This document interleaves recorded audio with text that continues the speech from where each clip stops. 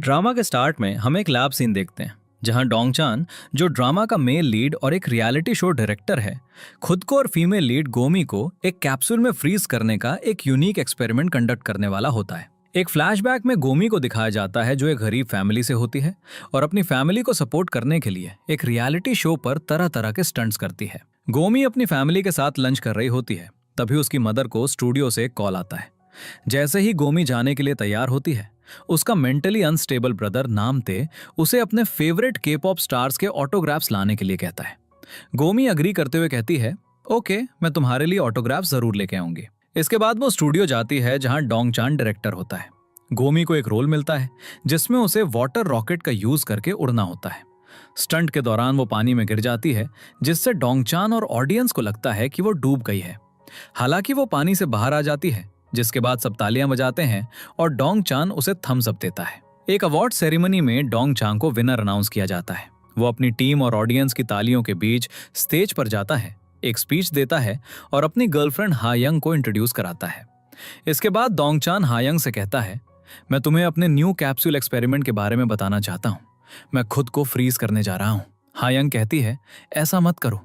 Dong चान explain करता है, ये एक्सपेरिमेंट मेरे लिए बहुत इंपॉर्टेंट है। फिर वो उसे एक डॉल्फिन का वीडियो दिखाता है जिस पर प्रोफेसर ने सक्सेसफुली यही फ्रीजिंग एक्सपेरिमेंट किया था। डोंग चान का असिस्टेंट ह्यून कहता है, हमें अभी तक इस एक्सपेरिमेंट के लिए कोई फीमेल पार्टिसिपेंट नहीं मिली है। हायंग रिमार्क करती है, इस एक्सपेरिमेंट में केवल कोई क्रेजी पर्सन ही पार्टिसिपेट करेगा। गोमी के बहुत सारे स्टंट्स को याद करते हुए डोंग चान कहता है, ह्यून, जाकर गोमी से बात करो। ह्यून गोमी से मिलता है और कहता है, हमारे पास एक एक्सपेरिमेंट है और हम चाहते हैं कि तुम इसमें पार्टिसिपेट करो। गोमी रिफ्यूज कर देती है। ह्यून ऑफर करता है, हम तुम्हें 5 मिलियन ऑफर कर सकते हैं। वो फिर भी रिफ्यूज कर देती है। इस बीच डोंग चान गोमी के स्टंट वीडियोस देखता है और सोचता है, ये लड़की बहुत ब्रेव है। इसके बाद गोमी एक फ्रेंड के साथ एक फॉर्चून टेलर के पास जाती है और पूछती है, मुझे मेरे फ्यूचर के बारे में बताओ। फॉर्चून टेलर कहता है, तुम्हें एक दिन तुम्हारा ट्रू लव जरूर मिलेगा, लेकिन तुम्हें 20 साल वेट करना होगा। गोमी रिप्लाई करती है, मुझे 20 साल क्यों वेट करना पड़ेगा? तब तक तो मैं बूढ़ी हो जाऊंगी। क्या मैं तब तक यूं ही बैठी रहूंगी? डोंग चान ह्यून से कहता है, तुम भी एक्सपेरिमेंट में पार्टिसिपेट करो। ह्यून रिफ्यूज कर देता है। फिर डोंग चान एक फाइल देखता है और कहता है, जब प्रोफेसर अमेरिका गए थे तो किसी ने उनके एडवाइजर का मर्डर कर दिया था। जब मैंने प्रोफेसर से इसका रीजन जानने की ट्राई की तो उन्होंने मुझे कुछ नहीं बताया। तभी डोंग चान को हायंग का कॉल आता है और वो उस मामले को छोड़कर उसके साथ एक मूवी देखने चला जाता है। इस बीच गोमी अपने बॉयफ्रेंड ब्यूम शिम के साथ एक मूवी देख रही होती है। मूवी के बाद ब्यूम शिम गोमी को ड्रॉप करता है और उसे किस करने की अटेम्प्ट करता है। तभी नामताई आ जाता है, जिससे गोमी ब्यूम शिम को दूर धकेल देती है और गुड बाय कहकर अंदर चली जाती है। हायंग बहुत अपसेट होती है क्योंकि डोंग चान एक्सपेरिमेंट करने जा रहा होता है। वो उससे कहती है, मैं तुम्हें बिल्कुल भी खोना नहीं चाहती, इसलिए तुम्हें एक्सपेरिमेंट से जिंदा वापस आना होगा। डोंग चान उससे प्रॉमिस करता है, उसकी उंगली में एक रिंग पहनाता है और उसे हक करता है। अगले सीन में ह्यून लैब में होता है और कैप्सूल्स में फ्रीज किए गए लोगों की फिल्मिंग कर रहा होता है। हम एक आदमी को कैप्सूल के अंदर फ्रीज हुआ देखते हैं, लेकिन उसकी आइडेंटिटी रिवील नहीं की जाती है। इसके बाद डोंग चान और ह्यून ब्रॉडकास्टिंग कंपनी के चीफ के पास जाते हैं और किसी तरह उसे एक्सपेरिमेंट को ब्रॉडकास्ट करने के लिए परसुएट कर लेते हैं। बाहर ह्यून डोंग चान को बताता है, गोमी अभी भी रिफ्यूज कर रही है। डोंग चान उसे खुद परसुएट करने का डिसाइड करता है। वे एक पार्क में जाते हैं और गोमी को गुस्से में दौड़ते हुए देखते हैं। अपनी फ्रेंड की पिक्चर लेते समय गोमी ने अपने बॉयफ्रेंड को किसी दूसरी लड़की को किस करते हुए देख लिया था। इसके बाद गोमी और उसकी फ्रेंड अपनी वाटर बोट में ब्योंग शिम की वाटर बोट के पास जाती हैं। जब ब्योंग शिम डरकर भागने की ट्राई करता है तो गोमी जंप करती है और उसके फेस पर किक मारती है, जिससे वो पानी में गिर जाता है। डोंग चान समेत वहां मौजूद सभी लोग शॉक हो जाते हैं। गोमी का गुस्सा देखकर डोंग चान ह्यून से कहता है, ये लड़की फ्रीजिंग एक्सपेरिमेंट के लिए परफेक्ट है। मामला पुलिस स्टेशन तक पहुंचता है, जहां ब्योंग शिम अपनी गलती एडमिट करता है और गोमी के सामने अपनी इनफिडेलिटी कन्फेस करता है। वो अपोलोजाइज करते हुए कहता है, मैं तुमसे बहुत प्यार करता हूं। उसकी दूसरी गर्लफ्रेंड पूछती है, मेरा क्या? ब्योंग शिम कहता है, मैं तुमसे भी बात करूंगा। वो फिर से गोमी से अपोलोजाइज करता है, जिस पर वो उसे स्लैप मारती है। डोंग चान हंसता है। डोंग चान गोमी से मिलता है और उसे बताता है, मैं फ्रीजिंग एक्सपेरिमेंट का यूज करके उन लोगों को क्योर करना चाहता हूं जो मेडिसिन पर रिस्पॉन्ड नहीं कर रहे हैं। वो आगे कहता है, आज बहुत सी इनक्योरेबल बीमारियां हैं, लेकिन फ्यूचर में उनका क्योर मिल सकता है। गोमी रुकती है, फिर पूछती है, क्या ऐसा सच में हो सकता है? गोमी को एक इंसिडेंट याद आता है जब नाम ताई खो गया था, जिससे वो उसे ढूंढते हुए परेशान हो जाती है। वो उसे पाती है जहां कुछ बच्चों ने उसका बैग बांध दिया होता है। गोमी बैग खोलते हुए कहती है, वो बैग उतारकर घर जा सकता था। वो उसे हक करती है और रोती है क्योंकि उसकी स्किल्स इतनी छोटी सी चीज को हैंडल करने के लिए डेवलप नहीं हुई थी, जिसका मतलब था कि उस तरह के सिचुएशन का कोई क्योर नहीं था। गोमी को रोता देख डोंगचान कहता है, अगर तुम एक्सपेरिमेंट नहीं करना चाहती तो तुम रिफ्यूज कर सकती हो। वो बिना जवाब दिए चली जाती है। अगले दिन गोमी डोंगचान से मिलती है और कहती है, मैं एक्सपेरिमेंट करने के लिए रेडी हूँ। डोंगचान उसे अपने पेरेंट्स से परमिशन लेने के लिए कहता है। गोमी रिप्लाई करती है, कौन से पेरेंट्स ऐसे एक्सपेरिमेंट की परमिशन देंगे? वो इसे अपनी मर्जी से करना चाहती है। बदले में वो डोंगचान से पूछती है, मुझे नामते के फेवरेट के-पॉप स्टार का ऑटोग्राफ चाहिए। इसके बाद गोमी और डोंगचान कैप्सूल के अंदर होते हैं। एक्सपेरिमेंट पूरा होने वाला होता है, तभी प्रोफेसर आता है, फिल्मिंग रुकवाता है और सबसे जाने के लिए कहता है। वो अपने स्टूडेंट की ब्योम से कहता है, तुम्हें कैप्सूल्स का ध्यान रखना होगा क्योंकि मैं किसी काम से बाहर जा रहा हूँ। प्रोफेसर अपनी कार में चला जाता है और हम एक मिस्टीरियस आदमी को उसका पीछा करते हुए देखते हैं। प्रोफेसर अपने साइड मिरर में उस आदमी को नोटिस करता है और भागने की ट्राई करता है, लेकिन उसकी कार में एक्सप्लोजन हो जाता है। 24 घंटे बीत जाते हैं, लेकिन प्रोफेसर वापस नहीं आता, जिससे की ब्योम वरीड हो जाता है। वो दरवाजा लॉक करता है और सभी कैप्सूल्स को रीस्टार्ट कर देता है। कार एक्सप्लोजन में प्रोफेसर की डेथ की न्यूज फैल जाती है। रातों रात लैब और कैप्सूल्स के अंदर मौजूद सभी लोग, डोंगचान, गोमी और बाकी सब वैनिश हो जाते हैं। अगले दिन इन्वेस्टिगेशन से कुछ भी पता नहीं चलता। डोंगचान के डिसअपीयरेंस से उसकी फैमिली परेशान हो जाती है। उसकी मदर शॉक से फेंट हो जाती है। जब ह्यून चीफ को इन्फॉर्म करता है तो वो फ्रैंटिक हो जाता है और कहता है, फ्रीजिंग एक्सपेरिमेंट के बारे में किसी को पता नहीं चलना चाहिए, वरना हम जेल चले जाएंगे। चीफ कहता है, हमें कहना होगा कि डोंगचान ने अकेले ही फ्रीजिंग एक्सपेरिमेंट को हैंडल किया था और हमारा इससे कोई लेना देना नहीं है। ये जानकर कि हा यंग भी जानती है, वो उसे चुप रहने के लिए कन्विंस करने की ट्राई करता है, लेकिन हा यंग कहती है, मुझे उन्हें ढूंढना होगा। चीफ रिप्लाई करता है, हम फंस गए हैं, तुम्हें इसे क्वाइट रखना होगा। हा यंग अग्री कर लेती है। कुछ दिनों बाद चीफ हा यंग को रिपोर्टर से न्यूज एंकर प्रमोट कर देता है। टेलीविजन पर हा यंग डोंगचान के फ्रीजिंग एक्सपेरिमेंट और उसमें शामिल सभी लोगों के डिसअपीयरेंस पर रिपोर्ट करती है। गोमी की फैमिली न्यूज देखते हुए दुखी होती है। नामते रोता है। उसे याद आता है जब उसकी सिस्टर ने उसे बुलीज से बचाया था। उसने उससे कहा था, तुम्हें खुद स्ट्रांग बनना होगा क्योंकि मैं हमेशा तुम्हें नहीं बचा सकती। उसने उसे इमरजेंसीज में बुलाने के लिए एक विसल दी थी। हा यंग सेट पर होती है। डोंगचान के साथ अपनी पहली मीटिंग को याद करती है जब उसे पहली नजर में प्यार हो गया था। एक दिन प्रैक्टिस करते समय डोंगचान ने उसकी हेल्प की थी। उसने उसे प्यार भरी आंखों से देखा था। साथ काम करते करते उन्हें एक दूसरे से प्यार हो गया था। ये याद करके वो रोती है। एक डिटेक्टिव लैब की इन्वेस्टिगेट करता है, लेकिन उसे कुछ नहीं मिलता। हम प्रोफेसर को देखते हैं जो जिंदा होता है, लेकिन एक सीक्रेट लैब में कोमा में होता है। इस बीच डोंगचान, गोमी और बाकी लोग अभी भी फ्रोजन कैप्सूल्स के अंदर जिंदा दिखाए जाते हैं, जो कहीं छिपे हुए होते हैं। डोंगचान की मदर को दिखाया जाता है जो एक पुरानी पिक्चर देखते हुए उसे याद कर रही होती है। हमें पता चलता है कि डोंगचान एक वेल्दी फैमिली से आता है। उसके पेरेंट्स उससे शादी करने के लिए कहते हैं, लेकिन वो कहता है, मैं अभी एक बहुत इंपॉर्टेंट प्रोजेक्ट पर काम कर रहा हूँ, इसलिए मैं शादी के बारे में बाद में सोचूंगा। फिर हम डोंगचान के ब्रदर डोंगसे को पियानो बजाते हुए एंजॉय करते देखते हैं और उसकी सिस्टर अपने बॉयफ्रेंड के साथ डांस कर रही होती है। डोंगचान उन्हें देखकर खुश होता है। इस बीच गोमी अपनी फैमिली के साथ एक फिशिंग ट्रिप पर होती है और वो सब एंजॉय कर रहे होते हैं। इसके बाद गोमी की मदर हर टेम्पल में प्रेयर करती है, गोमी के सेफ रिटर्न की उम्मीद करती है। एक दिन उन्हें एक लेटर मिलता है। गोमी अभी भी जिंदा है और फ्रोजन कैप्सूल के अंदर सो रही है, लेकिन किसी और को मत बताना, वरना गोमी की लाइफ खतरे में पड़ सकती है। गोमी की मदर खुशी के आंसू रोती है। गोमी के फ्रेंड्स कॉलेज से ग्रेजुएट हो जाते हैं। पुरानी पिक्चर्स देखते हुए वो गोमी को मिस करते हैं। भ्यूंग शिम आता है और कहता है, गोमी के डिसअपीयरेंस की पूरी गलती मेरी है, और रोता है। गोमी के फ्रेंड्स सियोन और पार्क सोचते हैं कि गोमी अचानक यूएस स्टडी करने क्यों चली गई, क्योंकि उन्हें बताया गया था वो हायर स्टडीज के लिए गई है। वो सरप्राइज्ड होते हैं क्योंकि गोमी ने कभी इसका मेंशन नहीं किया था। सियोन कहता है, ये सब तब से हो रहा है जब से गोमी ने डायरेक्टर डोंगचन के साथ काम करना शुरू किया था।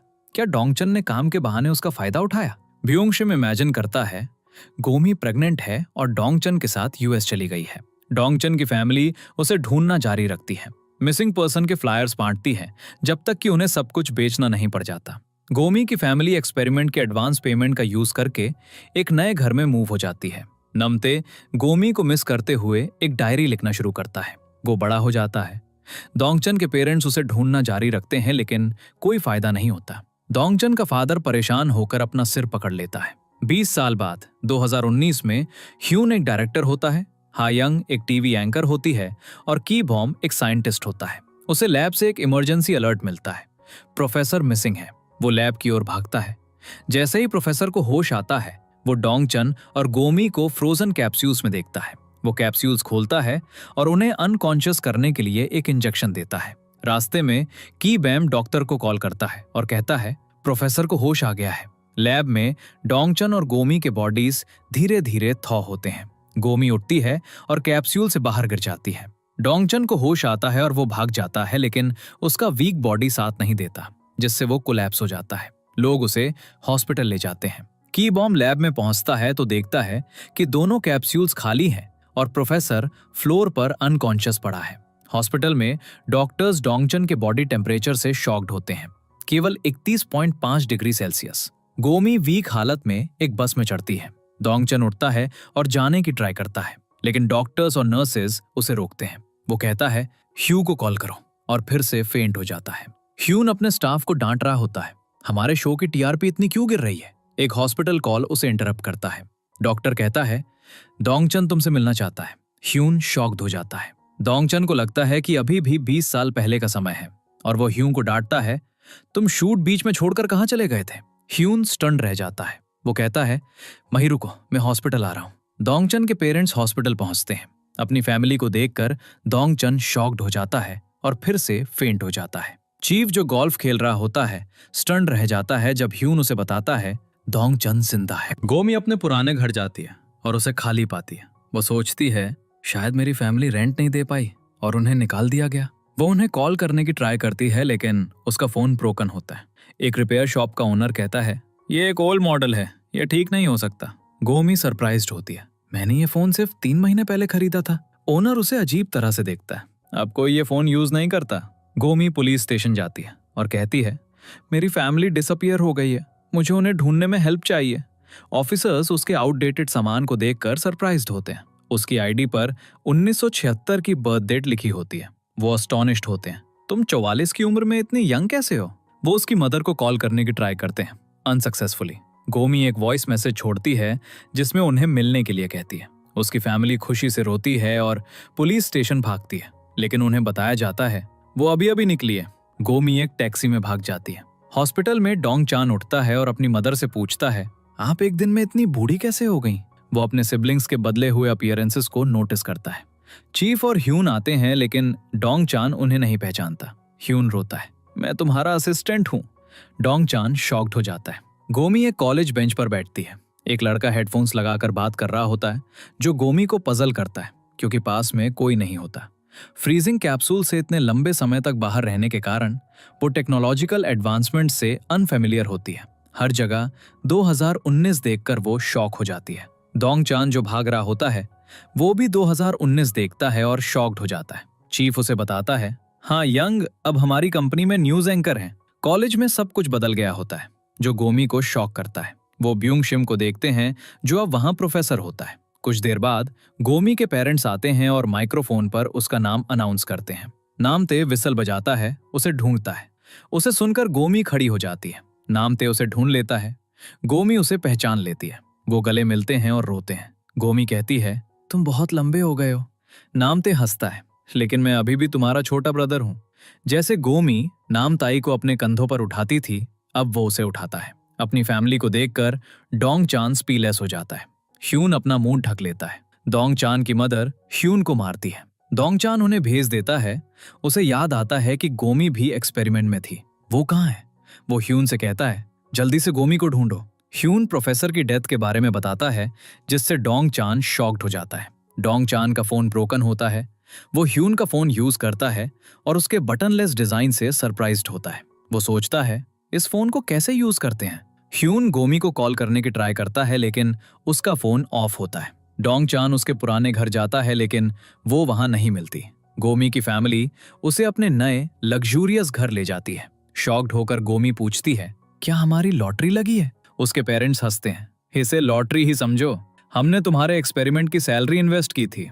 एक फ्लैशबैक में दिखाया जाता है कि गोमी एक्सपेरिमेंट से पहले अपनी फैमिली को पैसे देती है। उसके पेरेंट्स उसे उसका नया रूम दिखाते हैं। वो रोती है और कहती है, थैंक यू, आपने मुझे इतना अच्छा फ्यूचर दिया। उसकी मदर कहती है, हमें तुम्हारा थैंक यू करना चाहिए, तुम जिंदा लौट आई।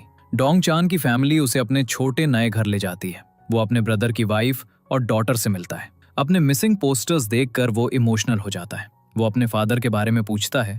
सब रोते हैं और कहते हैं, वो अब हमारे साथ नहीं है। वो हार्ट ब्रोकन हो जाता है। बियोंग शेम ने सायोन से शादी कर ली होती है, लेकिन वो अभी भी गोमी को नहीं भूला होता, जिससे लगातार आर्ग्यूमेंट्स होते हैं और वो अलग अलग बेड्स पर सोते हैं। चीफ और ह्यू डोंग चैन को कंट्रोल करने को लेकर वरीड होते हैं। उन्हें समझ नहीं आता कि उन्होंने किसे जगा दिया है।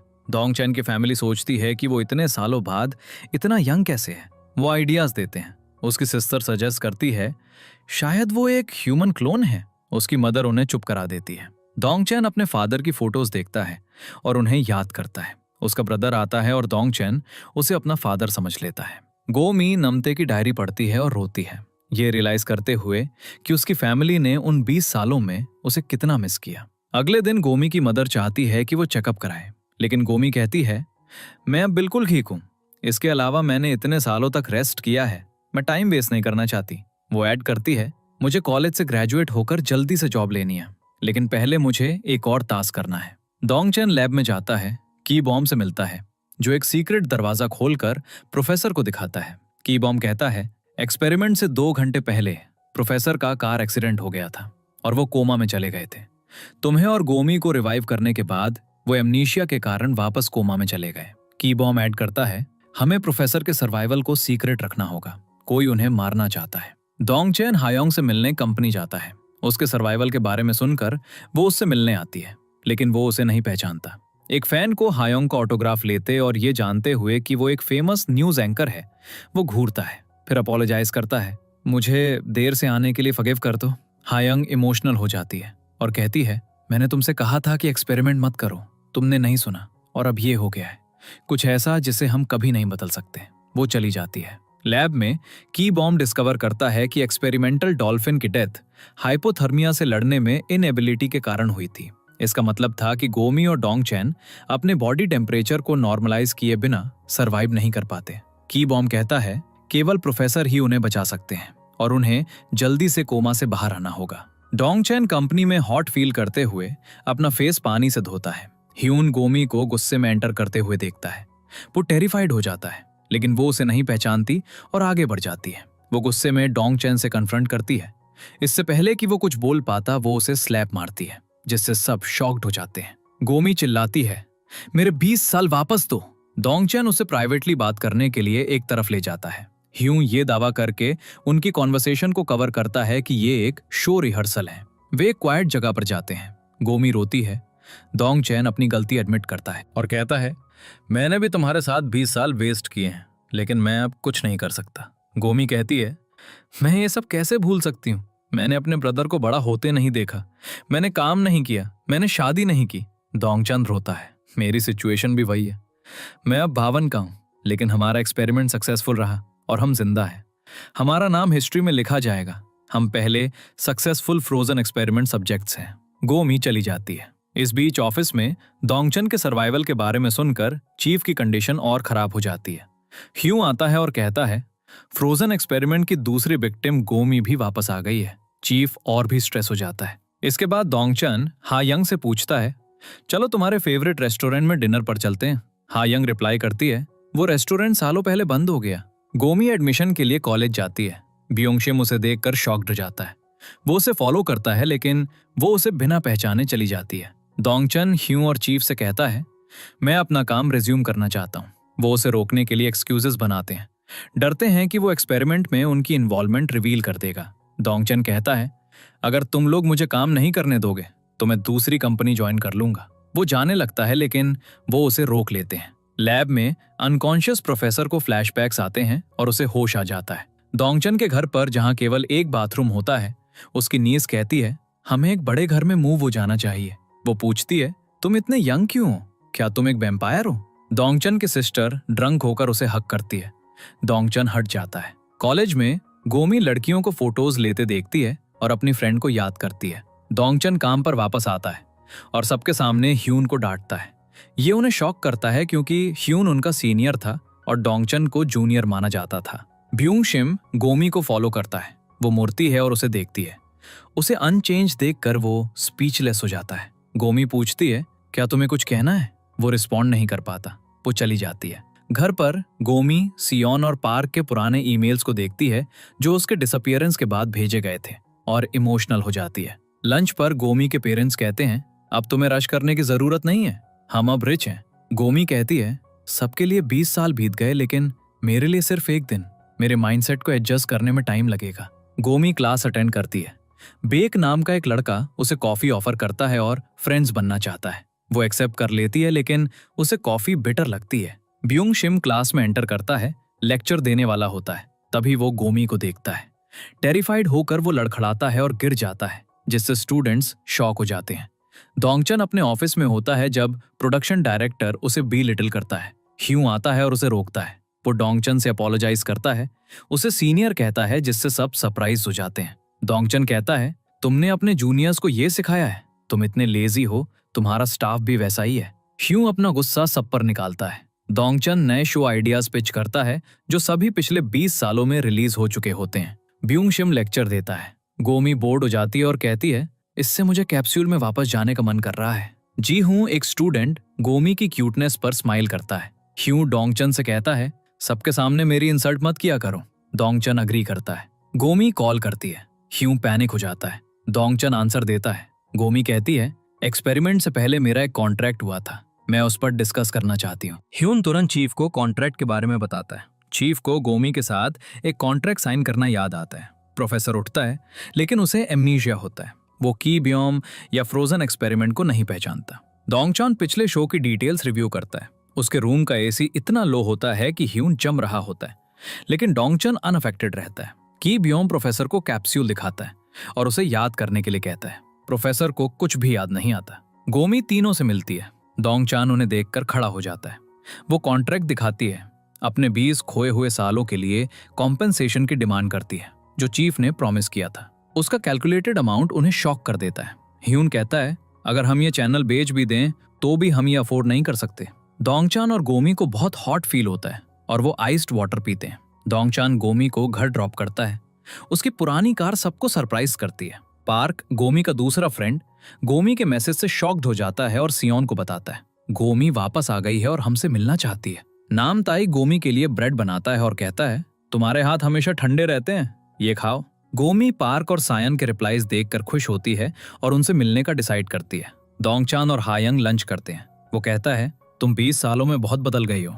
तुमने 20 साल जिए, मैं एक कैप्सूल में ट्रैप था। हायंग साइलेंट रहती है। सियोन और पार्क गोमी से कैफे में मिलते हैं। वो उसे अनचेंज देखकर शॉक्ड हो जाते हैं और पूछते हैं, तुम 20 सालों बाद भी वैसे ही कैसे हो? क्या तुमने यूएस में प्लास्टिक सर्जरी करवाई है? गोमी उनके क्वेश्चंस को अवॉइड करती है और रेस्ट रूम चली जाती है। डोंगचन के बारे में एक आर्टिकल वायरल हो जाता है। लोग स्पेकुलेट करते हैं। उसकी मदर आर्टिकल से गुस्सा होकर चीफ से कन्फ्रंट करती है। उसकी नीस कहती है, डोंगचन के फेम से हमें फायदा हो रहा है, उसे इस आर्टिकल के जरिए फेमस होने दो।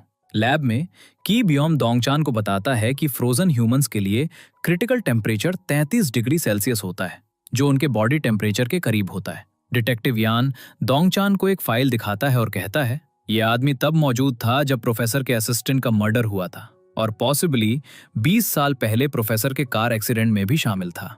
हम उस आदमी को देखते हैं जो अब बदल चुका होता है और कैप्सूल वाले आदमी जैसा दिखता है, पॉसिबली लुक अलाइक्स। वो अपने एसोसिएट से कहता है, प्रोफेसर के बारे में पता करो, अगर वो जिंदा है तो हमें उसे जल्दी से खत्म करना होगा। डोंगचन को भी ढूंढो। डोंगचन गोमी को कॉल करता है, अपोलोजाइज करता है और पूछता है, क्या तुम्हें पेन हो रहा है या फीवर है? कुछ भी रॉन्ग हो तो मुझे बताना। ब्यूंग शिम, जो अभी भी गोमी को देख रहा होता है, एक बॉल से टकराकर फेंट हो जाता है। गोमी एक इंटरव्यू में जाती है। इंटरव्यूअर कहता है, तुम 44 की उम्र में करियर बनाना चाहती हो, इतने समय तक तुम क्या कर रही थी? गोमी गुस्सा हो जाती है। अकेले में वो खुद को शांत करने के लिए स्ट्रेंज एक्शंस करती है। जीहून सोचता है वो बहुत क्यूट है। डोंगचन फ्यूरियस होता है कि ह्यू ने इन्वेस्टिगेशन के दौरान एक्सपेरिमेंट को छिपाया और उसे ढूंढने की कभी ट्राई नहीं की। ह्यून अपोलोजाइज करता है। मुझे फोर्स किया गया था, मुझे इसे क्वाइट रखने के लिए कहा गया था। डोंग चान इमोशनल हो जाता है। तुमने मुझे ढूंढने की ट्राई तक नहीं की, तुम इंसान कहलाने के लायक भी नहीं हो। हायांग ये सुन लेती है। गोमी आती है और डोंग चान से कहती है, मैं यहाँ काम करना चाहती हूँ, अभी स्टडिंग सही नहीं लग रही, लोग क्वेश्चंस पूछेंगे, मुझे एक जॉब चाहिए। डोंग चान को पता चलता है कि हायांग ने भी उसे कभी नहीं ढूंढा, जिससे वो गुस्सा हो जाता है। वो उससे कॉन्फ्रंट करता है। वो रोती है, मैंने तुमसे कहा था कि उस एक्सपेरिमेंट में मत जाओ, तुम फिर भी गए, मेरे बारे में कभी नहीं सोचा। डोंग चान चला जाता है, टेरेस पर जाता है और हायांग के साथ बिताए मोमेंट्स को याद करता है। गोमी बाहर लेटी होती है। आसमान से एक कैप्सूल गिरता है और उसके पीसफुल मोमेंट को रन कर देता है। ओवरहीटेड होकर वो अपने हाथ और फेस रेफ्रिजरेटर में डालती है। डोंग चान पास में खड़ा होता है और वो भी रेफ्रिजरेटर यूज कर रहा होता है। अगले दिन चीफ को पता चलता है कि गोमी एक जॉब चाहती है। वो ह्यून और डोंग चान से कहता है, अगर हम उसकी डिमांड्स पूरी करते रहें तो कल वो हमें उसके लिए हस्बैंड ढूंढने के लिए कह सकती है। डोंग चान ऐड करता है, गोमी को हायर करना पार्शियलिटी दिखाएगा, अगर हम उसे जॉब नहीं देंगे तो वो मीडिया को सच बता देगी, हम हेल्पलेस हो जाएंगे। डोंग चान गोमी को 3 महीने की इंटर्नशिप ऑफर करता है, जिसे वो एक्सेप्ट कर लेती है। वो पूछता है, क्या तुम्हें कोई इलनेस हो रही है? गोमी रिप्लाई करती है, मुझे बहुत ज्यादा हॉट फील होता है। डोंग चान एक्सप्लेन करता है, अगर हमारा बॉडी टेम्परेचर 31.5 डिग्री सेल्सियस से ऊपर जाता है तो ये डेंजरस है। ये प्रॉब्लम तभी सॉल्व होगी जब प्रोफेसर को अपनी मेमोरी वापस मिलेगी। वो कहता है, अपना ध्यान रखना। गोमी रिप्लाई करती है, तुम भी अपना ध्यान रखना। गोमी का रूम फैन से भरा होता है, जिससे उसकी मदर वरीड हो जाती है। वो अपने हस्बैंड से पूछती है, उसके पास इतने सारे फैंस क्यों हैं? 2 लोग डोंग चान की कार को फॉलो करते हैं। उन्हें मिरर में देखकर वो रुकता है और पूछता है कि वो उसे क्यों फॉलो कर रहे हैं। आदमी झूठ बोलता है और डोंग चान पर आरोप लगाता है। डोंग चान अपनी आईडी दिखाता है। आदमी रियलाइज करता है कि डोंग चान बहुत ओल्डर है और अपोलोजाइज करता है और कहता है, हम ली के आदमी हैं। ली ने उन्हें डोंग चान को फॉलो करने का ऑर्डर दिया था। आदमी ली को कॉल करता है, प्रोफेसर से ज्यादा तुम्हारे रियल ब्रदर को ढूंढना इंपॉर्टेंट है। ली कहता है, प्रोफेसर को मारना और कैप्सूल को डिस्ट्रॉय करना एक ही बात है। डोंग चान लैब में भागता है और की ब्योम से कहता है, कोई मुझे फॉलो कर रहा है, प्रोफेसर यहाँ सेफ नहीं है। वो डिसाइड करता है, प्रोफेसर को हमारे रेस्टोरेंट में रखना बेहतर है। गोमी के पेरेंट्स डोंग चान की फैमिली से मिलने रेस्टोरेंट आते हैं, जिससे वो सरप्राइज हो जाते हैं। गोमी के पेरेंट्स रिवील करते हैं, हमें पता था कि गोमी और डोंग चान कैप्सूल में जिंदा है। डोंग चान की फैमिली अपनी हार्डशिप्स एक्सप्लेन करती है। हमने डोंग चान का वेट करते करते सब कुछ खो दिया। दोनों फैमिलीज अपने बच्चों को लेकर आर्ग्यू करती हैं। डोंग चान की मदर प्रोफेसर पर फ्यूरियस होती है और कहती है, इस सब के लिए वही रिस्पॉन्सिबल है। गोमी की मदर एग्री करती है, मैं प्रोफेसर को कभी फॉरगिव नहीं करूंगी। डोंग चान प्रोफेसर के साथ आता है। सब घूरते हैं। प्रोफेसर पर गुस्साए डोंग चान और गोमी की मदर्स को उनके फादर्स परसुएट करते हैं। हमें अपने बच्चों के ट्रीट के लिए प्रोफेसर की मेमोरी वापस चाहिए। रिवेंज उसकी मेमोरी वापस आने तक वेट कर सकता है। वे डिसाइड करते हैं, प्रोफेसर दिन में डोंग चान के घर रहेगा और रात में गोमी के घर। चीफ डोंग चान से कहता है, न्यूज में सबको बताओ कि तुमने 20 सालों के लिए बिना नोटिस के ब्रॉडकास्टिंग कंपनी छोड़ दी थी। अगर तुम ऐसा करोगे तो हम तुम्हें प्रमोशन और 20 साल की सैलरी देंगे। वो उसे कार कीज देता है, लेकिन डोंग चान रिफ्यूज कर देता है और चला जाता है। चीफ कहता है, अपने फ्यूचर और फैमिली के बारे में सोचो, तुम रेस्टोरेंट में कब तक मोमोज बेचोगे? डोंग चान फर्म रहता है। गोमी एक फूड मशीन से फूड ऑर्डर करती है, जबकि डोंग चान से बात कर रही होती है। जीहुन उसकी हेल्प करता है। गोमी उसे थैंक यू कहती है। डोंग चान सोचता है कि उसने उसे थैंक यू कहा। गोमी क्लैरिफाई करती है, मैंने तुम्हें थैंक यू नहीं कहा, जिससे डोंग चान गुस्सा हो जाता है। गोमी जीहुन और बैग के साथ लंच एंजॉय करती है, फिर कॉफी। डोंग चान आता है और सोचता है, वो इतनी खुश क्यों है? वो कहता है, मुझे तुमसे प्राइवेटली बात करनी है। जीहुन चला जाता है। गोमी स्माइल करते हुए गुड बाय वेव करती है। डोंग चान कहता है, वो तुम्हारे सन की एज का है, तुम्हें ऐसा नहीं करना चाहिए। गोमी रिप्लाई करती है, तुम क्या बात कर रहे हो, मैं सिर्फ 24 की हूँ, मैं उन 20 सालों को ऐड नहीं कर रही। वो चली जाती है। डोंग चान फॉलो करता है, लेकिन एक क्लासमेट उसे हक करता है और कहता है, तुम बिल्कुल नहीं बदले। डोंग चान पूछता है, तुम कैसे हो, मैरिड? वो कहता है, मैंने शादी की, डाइवोर्स लिया और फिर से शादी कर ली। डोंग चान सरप्राइज हो जाता है। डोंग चान गोमी को एक नया फोन देता है, जिससे वो खुश हो जाती है। उसके फ्रेंड्स आते हैं और डोंग चान का हाथ पकड़ लेते हैं, जिससे वो इरिटेट हो जाता है। वो आखिरकार खुद को छुड़ा लेता है। प्रोफेसर रेस्टोरेंट में दुखी मन से प्याज काट रहा होता है। गोमी वहां अपने फ्रेंड्स के साथ होती है। सियोन को ब्योंग शिम का एंग्री कॉल आता है। गोमी सियोन से कहती है, अपने हस्बैंड से काइंडली बात करो, वो तुम्हारा हस्बैंड है और हर कोई मिस्टेक्स करता है। वो ब्योंग शिम को डेट करने के दिन याद करती है और सोचती है, मैंने ऐसे क्रेजी लड़के को डेट किया। वो कहती है, मुझे उस औरत पर दया आती है जिसने उससे शादी की। सियोन साइलेंट रहती है। वो गोमी को ड्रॉप करते हैं। पार्क सियोन से कहता है, मुझे नहीं लगता कि तुम्हें अभी गोमी को बताना चाहिए कि तुमने ब्योंग शिम से शादी की है। गोमी डोंग चान को क्यूट इमोजीज भेजती है। वो स्माइल करता है। डोंग चान हायोंग से मिलता है, जो उसे लंच के लिए इनवाइट करती है। वो रिफ्यूज कर देता है और गोमी के पास चला जाता है। गोमी उसे नए फोन फीचर्स दिखाती है। वो करीब आ जाते हैं।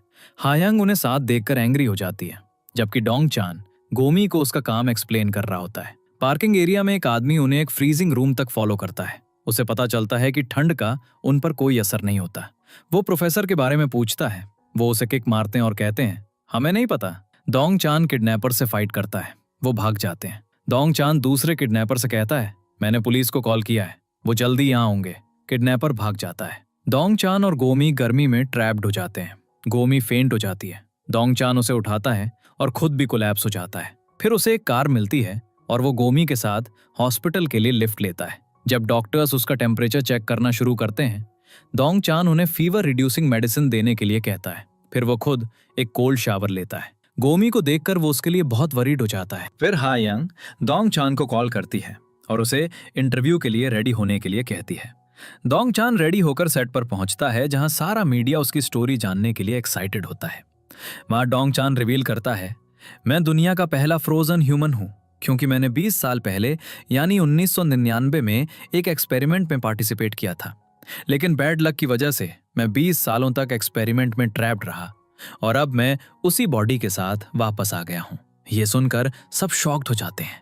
डोंग चान सबको ये भी बताता है, मेरी टीम इसमें इन्वॉल्व नहीं थी और मैंने ये एक्सपेरिमेंट प्रोफेसर के साथ किया था। हम इसे जल्द ही आगे बढ़ाएंगे, लेकिन क्योंकि ये एक्सपेरिमेंट करंटली लोगों की लाइफ्स को एंडेंजर कर रहा है, हम इसे सामने में ही लाना चाहते। वो आगे कहता है, एक फ्रोजन ह्यूमन का बॉडी टेम्परेचर केवल 31.5 डिग्री सेल्सियस हो सकता है और अगर मेरा बॉडी टेम्परेचर बढ़ता है तो मेरी लाइफ भी खतरे में पड़ सकती है। ये सब कहने के बाद वो किसी से बात किए बिना चला जाता है और सीधे गोमी से मिलने हॉस्पिटल जाता है। लेकिन तब तक गोमी अपनी फैमिली के साथ जा रही होती है। ये देखकर डोंग चान चुपचाप चला जाता है, लेकिन गोमी उसे पहचान लेती है और स्माइल करते हुए कहती है, मैं तुम्हें दूर से भी पहचान सकती हूँ। इसके बाद डोंग चान की ब्योम से मिलने जाता है तो की ब्योम उसे बताता है, प्रोफेसर ने हमारी प्रॉब्लम का सॉल्यूशन ढूंढ लिया था कि हम इतने लो टेम्परेचर के साथ जिंदा कैसे रह सकते हैं। लेकिन इससे पहले कि वो कुछ कर पाते, प्रोफेसर वापस कोमा में चले गए। फिर की ब्योम डोंग चान से कहता है, अपना और गोमी का ध्यान रखना। फिर हम देखते हैं कि हर कोई फ्रोजन ह्यूमन के बारे में बात कर रहा है। जब की ब्योम से इस बारे में इंटरव्यू लिया जाता है तो वो रिपोर्टर को बताता है, मैं ही वो हूं जिसने डोंग चान को कैप्सूल से बाहर निकाला और इस एक्सपेरिमेंट में केवल डोंग चान ही इन्वॉल्व था। साथ ही वो झूठ बोलता है, प्रोफेसर मर चुके हैं। रिपोर्टर्स भी उसकी बातों पर बिलीव कर लेते हैं। दूसरी तरफ ली अपने असिस्टेंट से कहता है कि वो की ब्योम पर नजर रखे और मौका मिलते ही उसे एलिमिनेट कर दे, क्योंकि वो नहीं चाहता था कि उसका ट्विन ब्रदर ली सियोक, जो इस एक्सपेरिमेंट में इन्वॉल्व था, वापस आए। वो अपने आदमी से कहता है, अगर वो जाग गया तो हमारा प्लान फेल हो जाएगा, हमें उसे रोकना होगा। फिर डोंग चान रेस्टोरेंट जाता है जहां उसका ब्रदर जोर जोर से गा रहा होता है। उन्होंने डोंग चान के नाम पर अपने रेस्टोरेंट को प्रमोट भी किया होता है। सब बहुत खुश होते हैं क्योंकि डोंग चान वापस आ गया है। लेकिन डोंग चान इतनी पब्लिसिटी से थोड़ा इरिटेट हो जाता है, इसलिए वो सबको ये सब करने से मना कर देता है। फिर उसकी नजर अपने मिसिंग पोस्टर पर पड़ती है तो वो अपनी मॉम से पूछता है, आप लोगों ने ये क्यों नहीं सोचा कि मैं मर गया हूं, इसलिए अब तक नहीं मिला। इस पर डोंग चान की मदर कहती है, हमने ऐसा कभी नहीं सोचा। हम हमेशा जानते थे कि तुम जिंदा हो, बस तुम किसी ट्रबल में फंस गए होगे या तुम्हें मेमोरी लॉस हो गया होगा।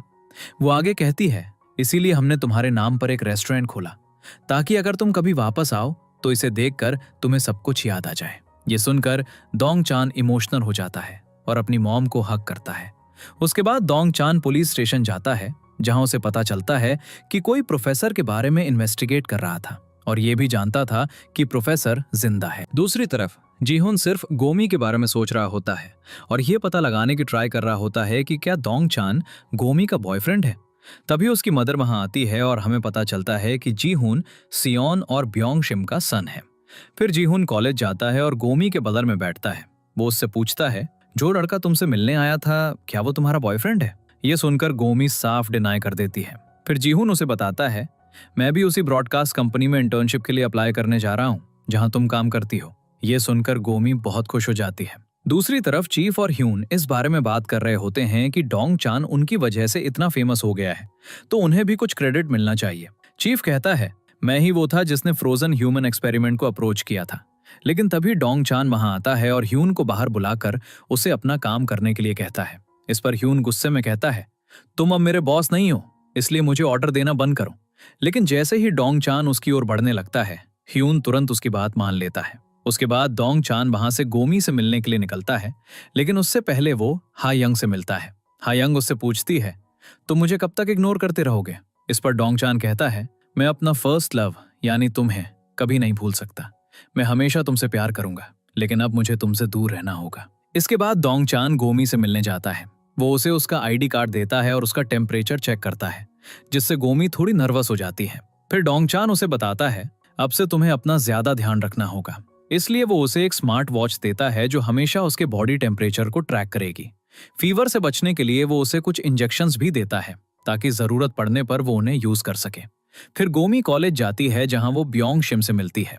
क्योंकि अब उसे पता चल गया था कि गोमी भी फ्रोजन ह्यूमन एक्सपेरिमेंट की वजह से वापस आ गई है, इसलिए वो उसे फिर से अपनी गर्लफ्रेंड बनाना चाहता है। वो उसे हक करने की ट्राई करता है और कहता है, मैं तुम्हारे लिए अपनी वाइफ को छोड़ दूंगा। दूसरी तरफ की बेयोम अपनी कार में होता है। फिर वो एक फाइल लेने के लिए कार से बाहर आता है। जब वो घर की ओर जा रहा होता है तो उसकी कार में एक्सप्लोजन हो जाता है। ये देखकर की बेयोम समझ जाता है कि कोई उसे मारना चाहता है। फिर डोंगचान और गोमी ऑफिस में आमने सामने आते हैं, जहां डोंगचान उसका हाथ पकड़ता है और एक्सप्लेन करता है, तुम्हें थोड़ा कम एक्साइटेड होना चाहिए, वरना तुम्हारी हार्ट बीट बढ़ सकती है और तुम्हारा टेम्परेचर राइज हो सकता है। इस पर गोमी भी कहती है, तुम भी अपना ध्यान रखना। फिर डोंगचान उसके प्रोजेक्ट आइडियाज की प्राइस करता है, जिससे गोमी खुश हो जाती है और कहती है, मुझे पता था मैं कुछ भी कर सकती हूँ। लेकिन फिर डोंगचान सच बताता है, मुझे सिर्फ एक आइडिया पसंद आया, बाकी सब यूजलेस थे, इसलिए तुम्हें काम पर ज्यादा ध्यान देना चाहिए। फिर डोंगचान की बेयोम से मिलने जाता है और एक्सीडेंट के बारे में जानता है। ये सुनकर वो शॉक्ड हो जाता है, आखिर कोई की बेयोम को क्यों मारना चाहेगा। तभी उसके दिमाग में एक आइडिया आता है और वो की बेयोम को कॉल करके पूछता है, मुझे बाकी 4 फ्रोजन ह्यूमंस की डिटेल्स दो, शायद कुछ इन्फॉर्मेशन मिल सके। की बेयोम उसे बताता है उनकी सारी इन्फॉर्मेशन प्रोफेसर के पास है। फिर की बेयोम ली स्योक के कैप्सूल के पास खड़ा होता है, लेकिन वो डोंगचान को इसके बारे में नहीं बताता। अगले दिन डोंगचान उस पर्सन के बारे में पता लगाने की ट्राई करता है जो की बेयोम को मारना चाहता था। वो इस केस को मीडिया में लाने के लिए अपने चीफ से बात करने जाता है, लेकिन चीफ इसके बारे में बात करने के बजाय उसके साथ फोटोज क्लिक करने लगता है। यहाँ हमें पता चलता है कि डोंगचान के आने से पहले वहां एक मिनिस्टर आया था जो चीफ को बता रहा था, डोंगचान की वजह से हमारे चैनल को बहुत प्रॉफिट हो रहा है, इसलिए तुम्हें हमारी पॉलिटिकल पार्टी ज्वाइन कर लेनी चाहिए। इन सब की वजह से चीफ बहुत खुश होता है और वो डोंगचान की बात भी नहीं सुनता। फिर डोंगचान हा यंग के पास जाता है और उसे बताता है, तुम्हें की बेयोम की स्टोरी कवर करनी चाहिए ताकि पता चल सके कि ये सब किसने किया। तो हा यंग कहती है, मैं तुम्हें किसी भी कीमत पर प्रोटेक्ट करूंगी। लेकिन डोंगचान कहता है, मैं अपना ध्यान खुद रख सकता हूं। ये सुनकर हा यंग साइलेंट रहती है और डोंगचान वहां से चला जाता है। इस बीच गोमी को यूनिवर्सिटी ऑफिस में बुलाया जाता है क्योंकि उसने प्रोफेसर यानी ब्योंग शिम पर असॉल्ट किया था। लेकिन वहां ब्योंग शिम पूरी तरह बदल जाता है। वो कहता है, ये हमारा पर्सनल मैटर है, क्योंकि गोमी मेरा फर्स्ट लव है। वो एक्सेप्ट करता है, ये मेरी मिस्टेक थी जिसकी वजह से गोमी ने मुझे मारा। ये कहकर दोनों बाहर आ जाते हैं। बाहर आने के बाद ब्योंग शिम गोमी से कहता है, अब मैं तुम्हें फिर से अपना बनाने की ट्राई करूंगा और तुम्हारे लिए सब कुछ सेक्रीफाइस कर दूंगा। ये सुनकर गोमी और भी वरीड हो जाती है। वो उसे रोकने की ट्राई करती है, लेकिन ब्योंग शिम वहां से चला जाता है। उसके बाद गोमी ऑफिस जाती है, जहां डोंगचान उस पर थोड़ा गुस्सा होता है। तुम्हें ऑफिस में ही रहना चाहिए था, बार बार इधर उधर जाने से तुम्हारा टेम्परेचर बढ़ सकता है। तो गोमी कहती है, मैं कुछ इंपॉर्टेंट काम से गई थी। फिर दोनों लंच के लिए जाते हैं, जहां डोंगचान देखता है कि खाते समय गोमी के बाल उसकी प्लेट में गिर रहे हैं, तो वो अपने हाथों से उसके बाल ठीक करता है। ये देखकर गोमी थोड़ी नर्वस हो जाती है। फिर वो डोंगचान से पूछती है, क्या तुम्हें हैंगआउट का मतलब पता है? डोंगचान कहता है, मैंने ये कभी नहीं सुना, और अगर ये कोई जगह है तो क्या हम दोनों साथ जाएंगे? इस पर गोमी कहती है, मैं सिर्फ किसी स्पेशल के साथ हैंगआउट करूंगी जिसे मैं डेट करना चाहती हूँ। फिर वो दोनों एक मीटिंग में पहुंचते हैं, जहां डोंगचान गोमी का आइडिया सबके सामने प्रेजेंट करता है। वो कहता है, हम एक रेट्रो शो बनाएंगे जिसमें 40 और उससे ज्यादा एज के लोग वही एक्टिविटीज करेंगे जो वो 20 साल पहले करते थे। इस तरह लोग प्रूव करेंगे कि ये उनकी एज नहीं, बल्कि उनका हार्ट डिसाइड करता है कि उन्हें कैसे जीना चाहिए। सबको ये आइडिया पसंद आता है। फिर डोंग चान सभी इंप्लॉयज में काम बांट देता है। वो हियूंग को बजट हैंडल करने का टास्क देता है और गोमी को शो के लिए लोकेशंस ढूंढने के लिए कहता है। अगले सीन में सियोन अपने हस्बैंड ब्योंग शिम की वजह से बहुत सैड होती है, लेकिन दूसरी तरफ ब्योंग शिम बहुत खुश होता है और वो गोमी को जीतने के लिए आइडियाज ढूंढ रहा होता है। फिर हियू सभी ऑफिस के लोगों को एक छोटी पार्टी के लिए इनवाइट करता है। तो पार्टी में जाने से पहले डोंग चान उसे एडवाइस करता है, ज्यादा ड्रिंक मत करना और कोई ड्रामा क्रिएट मत करना। जब सब पार्टी के लिए निकलते हैं तो उनका सामना हा योंग से होता है। सब उसे ग्रीट करते हैं, लेकिन डोंग चान उसे इग्नोर करके चला जाता है। फिर पार्टी में सब ड्रिंक करते हैं, लेकिन डोंग चान और गोमी ड्रिंक नहीं करते, क्योंकि ड्रिंकिंग से उनका बॉडी टेम्परेचर बढ़ सकता था और ये उनके लिए अच्छा नहीं था। फिर गोमी दोनों के लिए कोल्ड ड्रिंक्स लाती है और वो दोनों कोल्ड ड्रिंक्स एंजॉय करते हैं। उसके बाद सब कैरियोके नाइट के लिए जाते हैं, जहां डोंग चान एक बहुत इमोशनल सॉन्ग गाता है, जिससे वो और बाकी सब भी इमोशनल हो जाते हैं। पार्टी के बाद डोंग चान गोमी को घर ड्रॉप करता है, जहां वो उसे बताता है, कल हम लोकेशन देखने जाएंगे तो तुम अपना इंजेक्शन जरूर लाना, ताकि अगर रास्ते में हमारा टेम्परेचर राइज हो तो हम उसे ले सकें। गोमी कहती है, ओके, मैं इंजेक्शन जरूर लाऊंगी। तभी नाम ताई आता है और डोंग चान से मिलता है। उसे देखकर डोंग चान को याद आता है कि ये गोमी का ब्रदर है, जो 20 साल पहले भी किसी मेंटल प्रॉब्लम से सफर कर रहा था और अभी भी वैसा ही है। ये देखकर डोंग चान सोचने लगता है कि गोमी ने सिर्फ अपने ब्रदर के ट्रीटमेंट के लिए अपनी लाइफ सेक्रीफाइस कर दी और उस एक्सपेरिमेंट का हिस्सा बन गई। अगले सीन में गोमी अपना बैग पैक करती है, लेकिन डोंग चान के बार बार कहने के बावजूद वो बैग में इंजेक्शन रखना भूल जाती है। अगले दिन वो दोनों शो की लोकेशन देखने के लिए एक जंगल में जाते हैं। वो दोनों ओवर एक्साइटेड हो जाते हैं और जंगल में थोड़ा अंदर चले जाते हैं, जिसकी वजह से वो रास्ता भटक जाते हैं। फिर गर्मी की वजह से उनका टेम्परेचर राइज होने लगता है और वो दोनों ज्यादा चलने की वजह से थक जाते हैं। तो डोंग चान डिसाइड करता है, हम दोनों इंजेक्शन की एक एक डोज लेंगे और फिर आगे का रास्ता ढूंढेंगे। वो बैठता है और अपना इंजेक्शन निकालता है। फिर गोमी से कहता है, अपना इंजेक्शन निकालो। गोमी अपने बैग में इंजेक्शन ढूंढती है, लेकिन उसे वो नहीं मिलता। तब उसे याद आता है कि वो इंजेक्शन लाना भूल गई थी। ये देखकर दोनों पैनिक हो जाते हैं। फिर गोमी का टेम्परेचर डेडलाइन क्रॉस कर जाता है और वो वहीं फेंट हो जाती है। ये देखकर डोंग चान अपनी परवाह किए बिना अपना इंजेक्शन गोमी को लगा देता है, लेकिन उसका खुद का टेम्परेचर भी डेडलाइन क्रॉस कर जाता है, तो वो भी वहीं फेंट हो जाता है। थोड़ी देर बाद गोमी को होश आता है और वो देखती है कि डोंग चान अनकॉन्शियस पड़ा है। वो उसे जगाने की ट्राई करती है, लेकिन उसे होश नहीं आता। वहां कोई नेटवर्क नहीं था, जिसकी वजह से वो रोने लगती है, क्योंकि उसे लगता है कि वो दोनों वहीं मर जाएंगे। तभी अचानक बारिश होने लगती है। ठंडे पानी की वजह से डोंग चान का टेम्परेचर नॉर्मल हो जाता है और उसे होश आ जाता है। ये देखकर गोमी बहुत खुश हो जाती है और उसे किस कर लेती है। वो मरने से पहले किसी को किस करना चाहती थी और इस सिचुएशन में उसे लगा कि वो दोनों मरने वाले हैं, इसलिए उसने उसे किस कर लिया। फिर दोनों जंगल से बाहर आते हैं, लेकिन वो एक दूसरे का सामना नहीं कर पा रहे होते, क्योंकि दोनों को शेम फील हो रही होती है। फिर दोनों अपनी कार में बैठते हैं, लेकिन वहां भी गर्मी की वजह से जब दोनों एक साथ एसी ऑन करने के लिए हाथ बढ़ाते हैं तो उनके हाथ टकरा जाते हैं, जिससे गोमी फिर से नर्वस हो जाती है। फिर ऑकवर्डनेस को दूर करने के लिए वो म्यूजिक प्ले करती है, लेकिन तब भी रोमांटिक म्यूजिक बजने लगता है, जिससे वो और भी ऑकवर्ड हो जाते हैं। फिर डोंग चान गोमी को घर ड्रॉप करता है। जैसे ही कार रुकती है, गोमी बिना कुछ कहे चली जाती है। दूसरी तरफ हायंग को ह्यून से पता चलता है कि डोंग चान गोमी के साथ लोकेशन देखने गया था। ये सुनकर हायंग को थोड़ा जेलस फील होता है। अगले सीन में डोंग चान ऑफिस में बैठा होता है और सिर्फ गोमी के बारे में सोच रहा होता है। फिर वो गोमी को कॉल करता है, ये सोचकर कि अब गोमी कुछ अच्छा कहेगी, लेकिन गोमी उससे कहती है, सॉरी, मैंने तुम्हें किस कर लिया। मैंने ऐसा सिर्फ इसलिए किया क्योंकि मुझे लगा कि मैं मरने वाली हूँ, मेरा कोई और इंटेंशन नहीं था। ये सुनकर डोंग चान को थोड़ा सैड फील होता है। वो गोमी से मिलकर इस बारे में बात करने के लिए कहता है, लेकिन गोमी कहती है, हमें ये कॉन्वर्सेशन यहीं खत्म कर देनी चाहिए। ये सुनकर डोंग चान थोड़ा सैड हो जाता है। इसके बाद डोंग चान पुलिस स्टेशन जाता है और उस किलर के बारे में पूछता है जिसने की बॉम्ब को मारने की ट्राई की थी, लेकिन पुलिस ऑफिसर उसे बताता है, हमें अभी तक इस बारे में कोई इन्फॉर्मेशन नहीं मिली है। एक आदमी वहां डोंग चान पर नजर रख रहा होता है। फिर डोंग चान लैब में जाता है, जहां वो ली सियोक की बॉडी देखता है, जो अभी भी फ्रोजन थी। दूसरी तरफ प्योंग शिम प्लान कर रहा होता है कि उसे गोमी के पास एक घर रेंट पर लेना होगा ताकि वो गोमी पर नजर रख सके।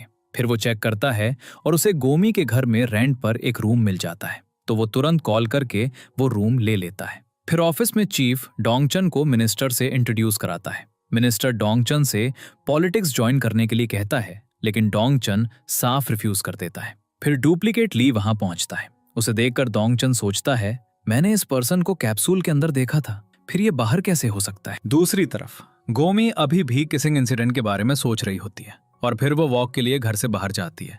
जाते समय उसके डैड उसे रोकते हैं और कहते हैं, हमारे घर एक नया टेनेंट आने वाला है, तो तुम्हें उसे टेस्ट करने के लिए यहाँ रुकना चाहिए।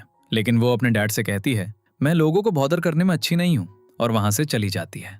जैसे ही वो जाती है, ब्योंग शिम वहां पहुंचता है, तो वो दोनों एक दूसरे को नहीं देख पाते। फिर ब्योंग शिम गोमी के डैड को इम्प्रेस करने लगता है और कहता है, मैं आपको अपने डैड की तरह मानूंगा और आपके साथ अच्छे से रहूंगा। फिर डोंगचन गोमी को मैसेज करता है, मैं तुम्हें इंजेक्शन के बारे में बताना भूल गया क्योंकि आज मेरा माइंड काम नहीं कर रहा था और मैं बहुत बिजी था। लेकिन जब गोमी ये लाइन पढ़ती है, आज मेरा माइंड काम नहीं कर रहा था, तो वो बहुत सोचने लगती है। वो सोचती है, क्या डोंगचन किसी वजह से एंग्री है। दूसरी तरफ डोंगचन टायर्डनेस के दिन ऑफिस में गोमी एक लड़की को डोंगचन के साथ फ्लर्ट करते देखती है। ये देखकर गोमी को बिल्कुल अच्छा नहीं लगता। फिर वो डोंगचन से अपना फेस छिपाकर वहां बैठ जाती है क्योंकि उसे नहीं पता था कि डोंगचन को कैसे फेस करे।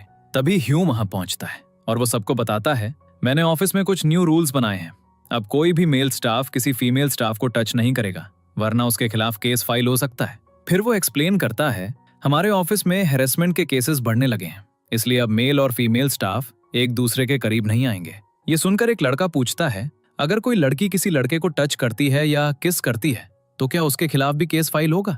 ह्यून कहता है, हाँ, उसके खिलाफ भी केस फाइल होगा, लेकिन लड़के की भी गलती होगी कि उसने लड़की को नहीं रोका। ये सुनकर डोंगचन और गोमी दोनों बहुत ऑकवर्ड हो जाते हैं क्योंकि कल उनके साथ भी यही हुआ था। फिर गोमी डोंगचन को बात करने के लिए मैसेज करती है। वहां वो किस के लिए बार बार अपोलोजाइज करती है और डोंगचन उसे एक्सप्लेन करने की ट्राई करता है, तुम्हें सॉरी फील करने की जरूरत नहीं है। लेकिन गोमी कहती है, मैं उस किस के बदले में तुम्हें 1.5 लाख वॉन भी देने के लिए रेडी हूँ। ये सुनकर डोंगचन को थोड़ा गुस्सा आता है और वो कहता है, तुम मुझे बेच क्यों रही हो। फिर वो उससे पूछता है, अगर उस समय मेरी जगह कोई और होता तो क्या तुम उसे भी किस करती। इस पर गोमी कहती है, अगर तुम्हारी जगह कोई और होता तो मैं उसे बिल्कुल भी किस नहीं करती। ये सुनकर डोंगचन कहता है, मैंने तुम्हें फॉरगिव कर दिया है। दूसरी तरफ हा यंग को एक कॉल आता है जिसमें एक लेडी कहती है, मुझे पता है कि की बियोम की कार में बॉम्ब किसने लगाया था और इसके पीछे कौन है। ये बताने के लिए वो लेडी ऑफिस आने वाली होती है क्योंकि वो ये इन्फॉर्मेशन फोन पर नहीं दे सकती थी। उसकी एक कंडीशन होती है कि वो उस पर्सन का नाम सिर्फ डोंगचन के सामने ही बताएगी, जिसे सुनकर हा यंग एग्री कर लेती है। फिर गोमी और डोंगचन काम कर रहे होते हैं, तभी डोंगचन को हा यंग का कॉल आता है। वो उसे अपने कैबिन में बुलाती है और कॉल के बारे में बताती है। दोनों एक्सीडेंटली एक दूसरे के करीब आ जाते हैं। ये देखकर डोंगचन तुरंत दूर हट जाता है और हा यंग से कहता है, नेक्स्ट टाइम तुम्हें ऐसा कोई कॉल आए तो मुझे तुरंत कॉल करना। अगले सीन में गोमी अपनी एस्ट्रोलॉजर फ्रेंड से मिलती है। तभी उसकी नजर पास से गुजर रहे डोंगचन पर पड़ती है। उसकी फ्रेंड गोमी का सिर पकड़कर उसे याद दिलाती है, मैंने तुम्हें 20 साल पहले बताया था कि तुम्हें तुम्हारा ट्रू लव 20 साल बाद मिलेगा। फिर वो उसे ये भी बताती है, डोंगचन तुम्हारा लवर बनेगा। ये सुनकर गोमी सोच में पड़ जाती है। फिर जब वो अपने ऑफिस जाती है तो वो डोंगचन को देखने लगती है। डोंगचन उसे बताता है, मैं कल लोकेशन देखने जाऊंगा। तो गोमी उससे कहती है, अपना ध्यान रखना। तो वो उससे कहता है, तुम भी अपना इंजेक्शन टाइम पर लेना, और वहां से चला जाता है। फिर गोमी अपना काम कर रही होती है जब उसे जी हुन का कॉल आता है। जी हुन उसे कल मिलने के लिए बुलाता है तो गोमी एग्री कर लेती है। इसके बाद गोमी डोंगचन का भेजा हुआ मैसेज पढ़ रही होती है। तभी उसे याद आता है कि कैसे डोंगचन ने अपना इंजेक्शन उसे लगा दिया था। ये सब याद करके उसकी हार्ट बीट फास्ट हो जाती है। दूसरी तरफ डोंगचन की बॉम्ब से मिलता है, जहां की बॉम्ब उसे बताता है, धीरे धीरे ये इंजेक्शन काम करना बंद कर देगा। ये सोचकर डोंगचन और भी वरीड हो जाता है। अगले सीन में गोमी जी हुन के साथ एक फेयर में जाती है। वहां जी हुन उसके साथ फोटोज क्लिक करता है और सोशल मीडिया पर पोस्ट करता है और दोनों बहुत एंजॉय करते हैं। दूसरी तरफ हा यंग भी उसी होटल में रुकती है जहां डोंगचन लोकेशन डिसाइड करने के लिए रुका होता है। वो डोंगचन को कॉल करके मिलने के लिए कहती है, लेकिन डोंगचन उससे नहीं मिलता, तो वो बहुत सैड हो जाती है। अगले दिन गोमी अपना पूरा लुक चेंज कर लेती है और डोंगचन के लिए एक गिफ्ट लाती है। दूसरी तरफ हायंग भी ऑफिस आती है और बहुत सैड होती है। वो अपने सामने डोंग चान को देखती है, लेकिन डोंग चान उसे देखे बिना अपने ऑफिस के अंदर चला जाता है। फिर डोंग चान गोमी का दिया हुआ गिफ्ट खोलता है, जो एक छोटा सा फैन होता है, ताकि उसे पहनकर वो हमेशा कूल फील कर सके। इसके साथ ही गोमी उसे 5G इंटरनेट और न्यू ट्रेंड्स के बारे में भी बताती है। तभी गोमी को अपनी बेस्ट फ्रेंड का एक मैसेज आता है, जो उससे फाइनेंशियल हेल्प मांग रही होती है। वो तुरंत उसके अकाउंट में पैसे ट्रांसफर कर देती है। फिर वो अपनी फ्रेंड को कॉल करके पूछती है, तुम्हें पैसे मिल गए? उसकी फ्रेंड सरप्राइज होकर कहती है, मैंने कोई मैसेज नहीं भेजा और मुझे पैसों की जरूरत भी नहीं थी। इसका मतलब था कि गोमी के साथ स्कैम हो गया था। गोमी इसकी कंप्लेन करने के लिए पुलिस स्टेशन जाती है, तो पुलिस उसे एक्सप्लेन करती है, शायद तुम्हारा फोन हैक हो गया है, जिसकी वजह से ये फ्रॉड हुआ। लेकिन गोमी ये समझ नहीं पाती, क्योंकि उसे नहीं पता था कि इन 20 सालों में दुनिया कितनी बदल गई है। ये सोचकर वो बहुत सैड हो जाती है और बहुत सारे ड्रिंक्स पी लेती है। दूसरी तरफ डोंग चान उसकी लोकेशन ट्रैक करके उसे ढूंढ लेता है, क्योंकि उसे एक वार्निंग साइन मिला होता है। जब वो उसके पास पहुंचता है तो गोमी ड्रंक होती है और रोते हुए कह रही होती है, ये दुनिया मेरे लिए नहीं है, इसलिए मुझे मर जाना चाहिए।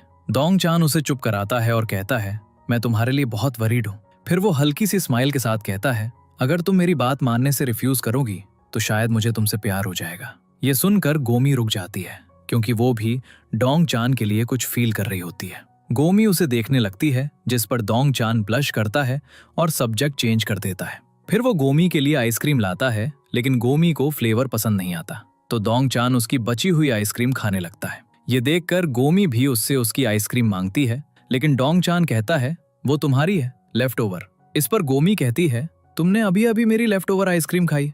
ये सुनकर डोंग चान नर्वस हो जाता है और उसे अपनी आइसक्रीम दे देता है। गोमी स्माइल करती है और आइसक्रीम खाने लगती है। फिर गोमी उससे पूछती है, क्या तुम अभी भी हायंग के साथ रिलेशनशिप में हो? इस पर डोंगचन साफ डिनाई कर देता है, जिसे सुन के गोमी खुश हो जाती है। फिर डोंगचन उसे एक्सप्लेन करता है, हम एक दूसरे के करीब नहीं आ सकते। अगर एक करीब आया तो दूसरे को पीछे हटना होगा। हमें एक दूसरे से 1/2 मीटर का डिस्टेंस मेंटेन करना होगा, वरना ट्रबल हो सकती है। ये कहकर वो वहां से चला जाता है। गोमी ये सुनकर कंफ्यूज्ड हो जाती है कि डोंगचन ने ऐसा क्यों कहा। फिर गोमी वॉशरूम में होती है और कहती है, डोंगचन बहुत स्ट्रेंज है, पहले वो मेरे करीब आता है और फिर दूर रहने की बात करता है। इसलिए वो डिसाइड करती है कि वो खुद उससे दूर रहेगी। तभी हायंग वहां आती है और उससे को कहती है, अपने बारे में किसी चाहती कि तुम्हारी वजह से डोंगचन किसी ट्रबल में पड़े। फिर हायंग को उसी लेडी का कॉल आता है और वो उसे मिलने के लिए कहती है। अगले सीन में सबके जाने के बाद भी डोंगचन और गोमी देर रात तक ऑफिस में रुककर काम करते हैं। फिर गोमी की क्यूटनेस देखकर डोंगचन स्माइल करता है, लेकिन वो उसे इग्नोर करके काम करने की ट्राई करता है। जब गोमी उसे देखती है तो डोंगचन जल्दी से उठता है और उसे घर जाने के लिए कहता है। उसके बाद हायंग डोंगचन को कॉल करती है और उसे लेडी के बारे में बताती है, और फिर दोनों उस लेडी के आने का वेट कर रहे होते हैं, जो उन्हें कीबेम के कार एक्सीडेंट में अटैकर के बारे में बताने वाली थी। हायंग डोंगचन को ली की फाइल दिखाती है, जिसमें उसकी सारी डिटेल्स होती हैं। उसकी फोटो देखकर डोंगचन नोटिस करता है, इसका लुकअलाइक हमारी लैब में कैप्सूल के अंदर मौजूद है। इस बीच हायंग उससे पूछती है, तुम उस दिन होटल रूम के अंदर क्यों नहीं आए? तो डोंगचन सीधे कहता है, अब मैं तुम्हारे साथ कोई रिलेशनशिप नहीं रखना चाहता। इस बीच ब्योंग शिम गोमी के घर जाता है और उसकी मदर से बात कर रहा होता है। तभी वो गोमी को वहां आते हुए देखता है और भाग जाता है। गोमी यहाँ डोंगचन के बारे में सोच रही होती है, जिसकी वजह से उसकी हार्ट बीट फास्ट हो जाती है।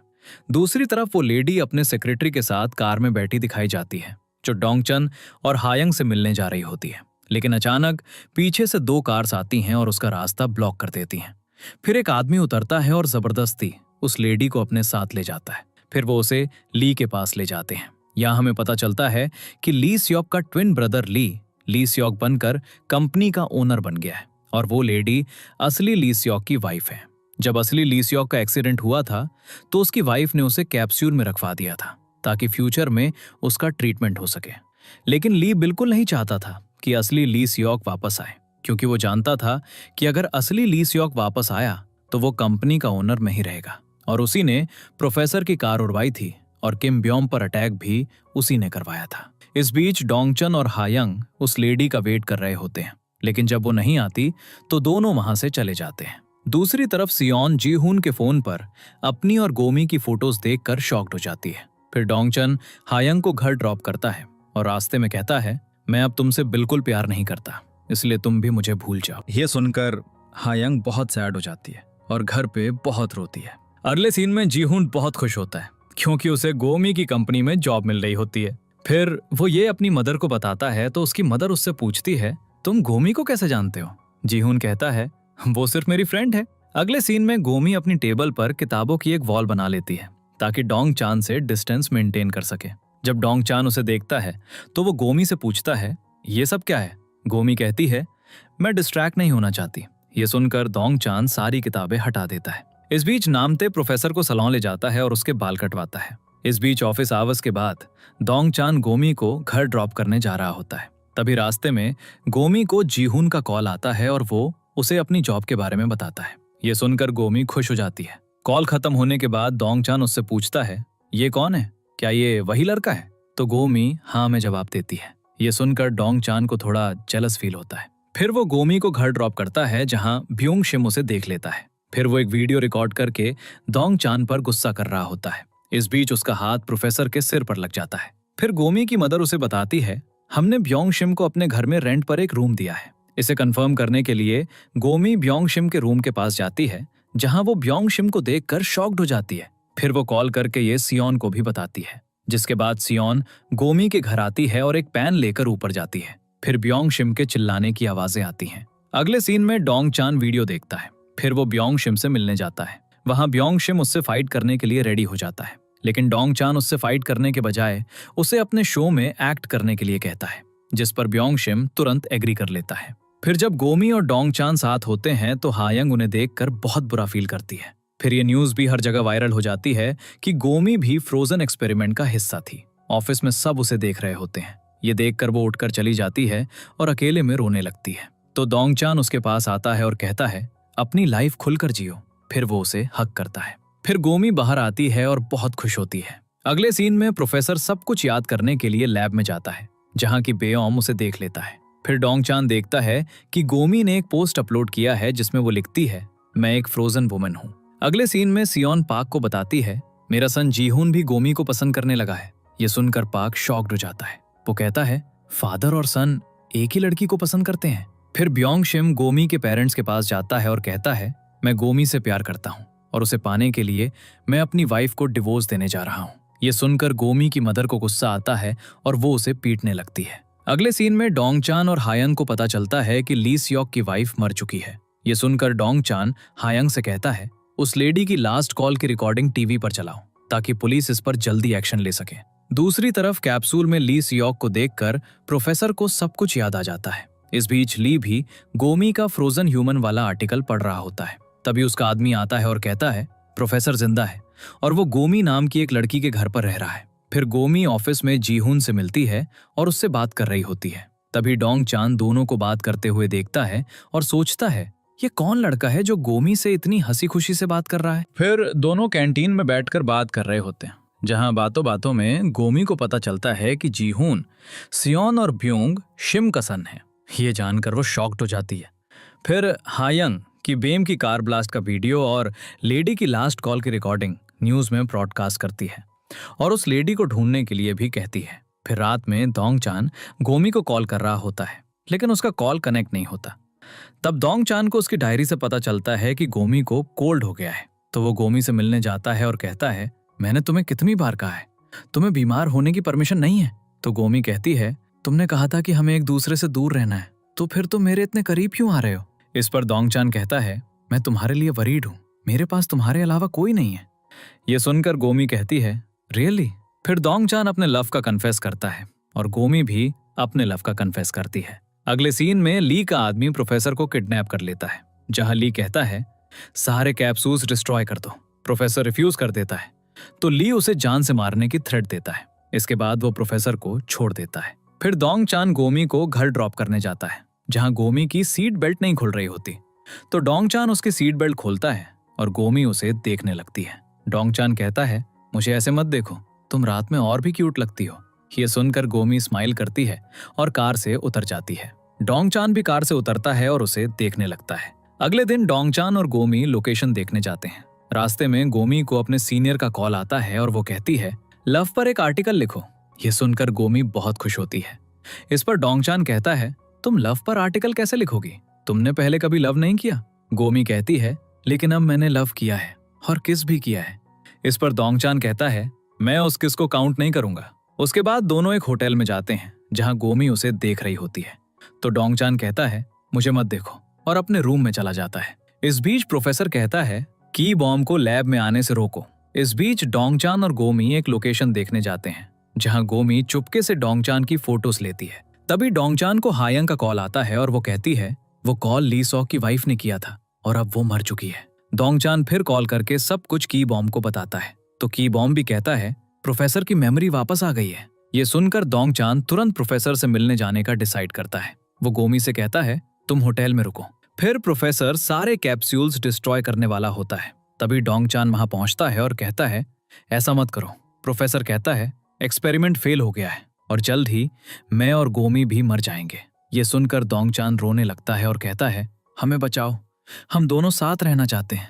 फिर डोंगचान होटल आता है जहां गोमी उसके लिए दरवाजा खोलती है। फिर अंदर आने के बाद डोंगचान उसे किस करने लगता है, जिससे उनका बॉडी टेम्परेचर बढ़ जाता है। तो वो शावर लेते हुए एक दूसरे को किस करते हैं। शावर के बाद गोमी पूछती है कि हम दोनों नॉर्मल लोगों की तरह रह सकते हैं। तो डोंगचान कहता है, इसमें थोड़ा टाइम लगेगा। फिर वो कुछ सोच रहा होता है क्योंकि प्रोफेसर ने उसे सब कुछ बता दिया था। अगले दिन डोंगचान हायंग को सारी सच्चाई बताता है। वो कहता है, असली ली सॉक कैप्सूल के अंदर बंद है और उसका लुक अलाइक ब्रदर ली कंपनी का ओनर बन गया है। फिर जीहुन कंपनी में आता है तो गोमी कहती है, आओ यहाँ बैठो। ये देखकर डोंगचान को बुरा लगता है और वो सबसे मीटिंग में जाने के लिए कहता है। वहां वो चुपके से गोमी का हाथ पकड़ता है जिसे एक एम्प्लॉय पेन उठाते हुए देख लेता है। दूसरी तरफ चीफ ली से मिलने जाता है तो ली उसे इस केस को न्यूज में दिखाने से मना करता है और कहता है, अगर तुमने ऐसा किया तो मैं तुम्हारा चैनल बंद करवा दूंगा। फिर चीफ ऑफिस में आता है और हायंग को कॉल करके कहता है, इस केस को क्लोज कर दो।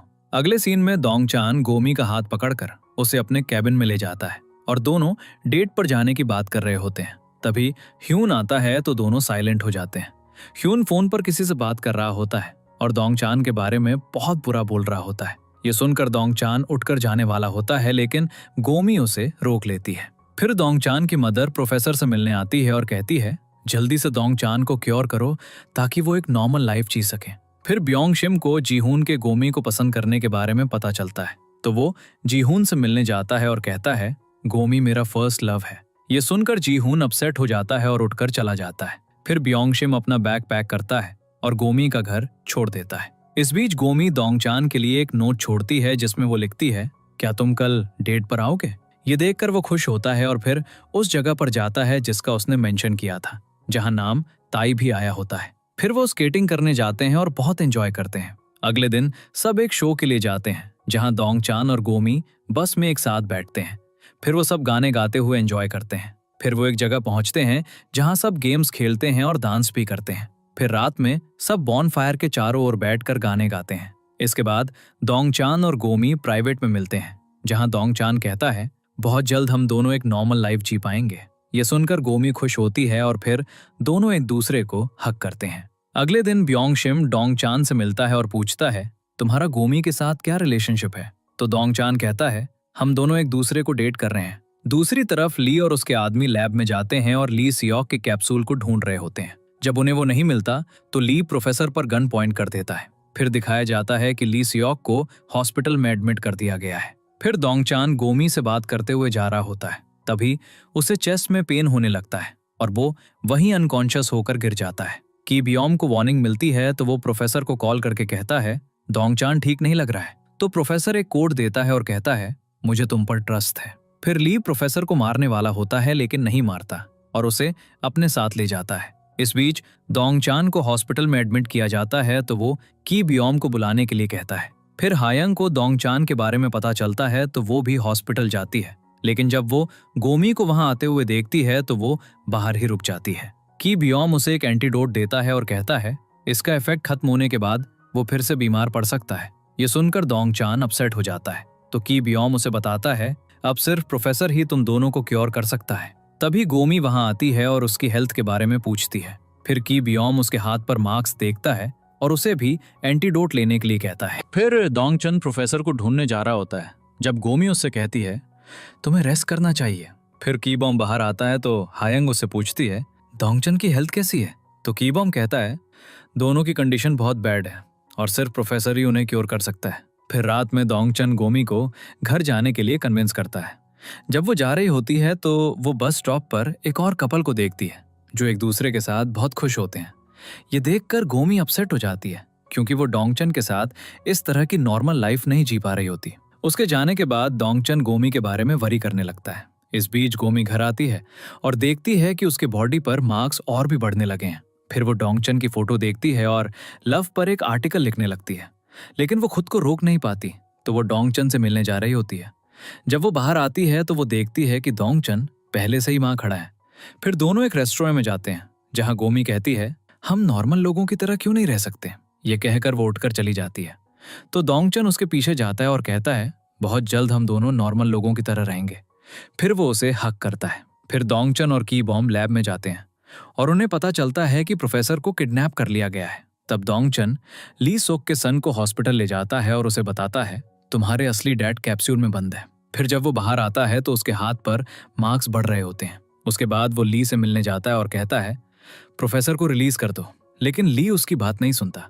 फिर डोंगचन ऑफिस में आता है और गोमी को जी हून से बात करते देखता है तो वो उसका हाथ पकड़कर उसे केबिन में ले जाता है जहां उसके मार्क्स देखकर वो कहता है, तुम्हें अपना ध्यान रखना चाहिए।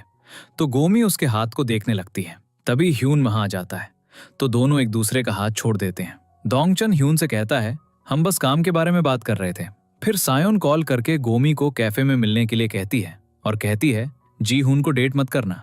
तो गोमी कहती है, मैं डोंगचन को डेट कर रही हूँ। फिर दोनों की बॉम्ब से मिलने जाते हैं जहां गोमी कहती है, पहले डोंगचन का ट्रीट करो क्योंकि उसके एंटीडोट का इफेक्ट खत्म होने वाला है। फिर डोंगचन का एक फ्रेंड उसे पेन ड्राइव देता है। जब डोंगचन उसे अपने लैपटॉप में लगाकर काम कर रहा होता है तो ह्यून वहां आता है तो डोंगचन तुरंत लैपटॉप बंद कर देता है। फिर ह्यून कहता है, मुझे पता है कि तुम और गोमी एक दूसरे को डेट कर रहे हो। फिर सियोन, ब्यूंगशिम और जीहून एक साथ बैठे होते हैं जहां ब्यूंगशिम सियोन को बताता है, मैंने गोमी का पीछा करना छोड़ दिया है। यह सुनकर जीहून खुश हो जाता है। फिर वो जाने वाला होता है जब सियोन कहती है, गोमी और डोंगचन एक दूसरे को डेट कर रहे हैं। ये जानकर जीहून सरप्राइज हो जाता है। फिर की बॉम्ब सॉल्यूशन तैयार करता है तो गोमी उससे कहती है, मैं इसे पहले टेस्ट करूंगी ताकि अगर इस सॉल्यूशन का कोई साइड इफेक्ट हो तो वो मुझ पर हो। अगले दिन की बॉम्ब डोंगचन को कॉल करके बताता है, गोमी ने वो इंजेक्शन पहले ही ले लिया है। ये सुनकर डोंगचन उसके पास जाता है और कहता है, तुमने ये इंजेक्शन पहले क्यों लिया, इससे तुम्हें खतरा हो सकता था। फिर डोंगचन भी इंजेक्शन ले लेता है तो की बॉम्ब उन्हें बताता है, ये सिर्फ एक एंटीडोट है, तुम्हें फ्यूचर में अपना टेम्परेचर मेंटेन करना होगा। उसके बाद दोनों के मार्क्स डिसअपियर हो जाते हैं। अगले दिन डोंगचान का एक नया शो आता है। जब शो ब्रॉडकास्ट होता है तो उसमें 20 साल पहले के एक्सपेरिमेंट के बारे में बताया जाता है और ली सॉक की वाइफ के मर्डर का भी खुलासा होता है। ये भी दिखाया जाता है कि जब प्रोफेसर लैब में काम कर रहा था तो उस पर अटैक हुआ था और इस सब के पीछे ली था। जब ली ने प्रोफेसर पर अटैक किया तो सब कुछ कैमरा में रिकॉर्ड हो गया था। फिर ली सियोक टीवी पर आता है और सबको बताता है, मैं असली ली सियोक हूँ और दूसरा मेरा ब्रदर है। ये देखकर सब शॉक्ड हो जाते हैं और ली को भी बहुत गुस्सा आता है। फिर उनकी कंपनी में एक इमरजेंसी मीटिंग बुलाई जाती है। उस मीटिंग में ली को बुलाया जाता है। सब कहते हैं, तुम असली ली सियोक नहीं हो, लेकिन ली ये एक्सेप्ट नहीं करता। तभी असली ली सियोक अपने सन के साथ वहां पहुंचता है। उसका सन सबको बताता है, मेरी मॉम ने मरने से पहले मुझे बताया था कि मेरे डैड कैप्सूल में बंद है, लेकिन ली अभी भी असली होने का दावा करता है। फिर एक आदमी उससे पूछता है, जब तुम्हारे डैड ने तुम्हें कंपनी का सीईओ बनाया था तो उन्होंने कुछ स्पेशल कहा था, वो क्या था?